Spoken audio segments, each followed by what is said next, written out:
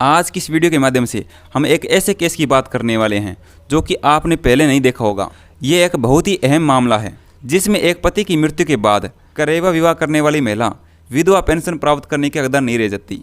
ये मामला है पंजाब एवं हरियाणा हाई कोर्ट का, जिसमें साफ तौर पर यह कह दिया है कि कोई महिला जो करेवा विवाह कर लेती है, यानी कि जो विधवा अपने देवर के साथ विवाह कर लेती है, उसे करेवा विवाह माना जाएगा और वह भविष्य में विधवा पेंशन पाने की हकदार नहीं मानी गई है। तो इस वीडियो को आप पूरा देखें, इस वीडियो की कोई भी क्लिप को मिस मत कीजिए। तो चलिए वीडियो को शुरू करते हैं। अगर आप मेरे इस चैनल पर पहली बार आए हैं तो इस चैनल को सब्सक्राइब कर दें और साइड में जो आपको बेल आइकॉन दिखाई दे रहा है उसको भी प्रेस कर दें ताकि आपको मेरी न्यू वीडियोज़ मिलती रहे, और इस वीडियो को लाइक भी कर दें।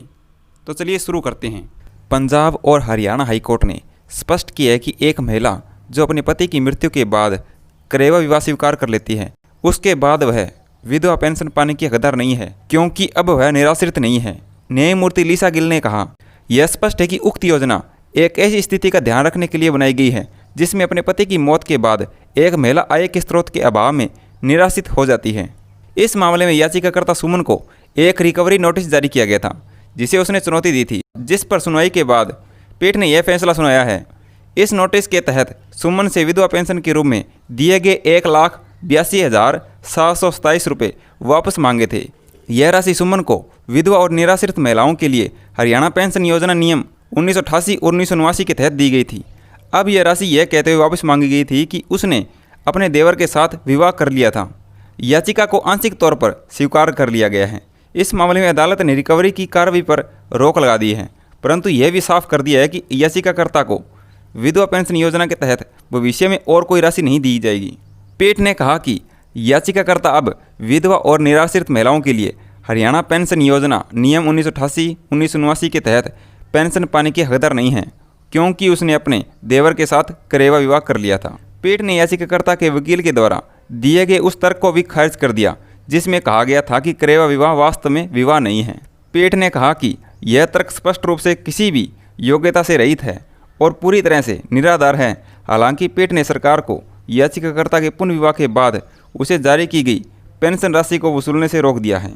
अदालत ने पाया कि याचिकाकर्ता ने संबंधित प्राधिकरण को एक पत्र लिखकर सूचित किया था कि उसने फिर से शादी कर ली है।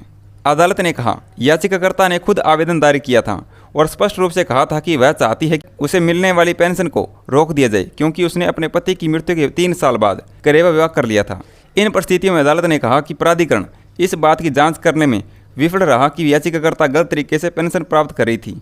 ऐसे में याचिकाकर्ता के खिलाफ कोई प्रतिकूल कार्रवाई नहीं बनती है। पीठ ने कहा कि विधवा और निराश्रित महिलाओं के लिए हरियाणा पेंशन योजना के नियम यह बताते हैं कि पेंशन पाने वालों का सत्यापन किया जाए। नियमों में यह भी प्रावधान किया गया है कि जांच समिति इस बात की भी जांच कर सकती है कि क्या कोई पेंशन भोगी अब पेंशन पाने के योग्य है या नहीं। यह स्पष्ट है कि उक्त जांच नहीं की गई थी।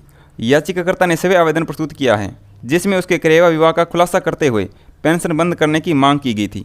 इन परिस्थितियों में यह माना जाता है कि यद्यपि याचिकाकर्ता प्रोक्त योजना के तहत पेंशन पाने के हकदार नहीं है, लेकिन प्रतिवादी उसे पहले जारी की गई राशि को वसूलने के हकदार भी नहीं है।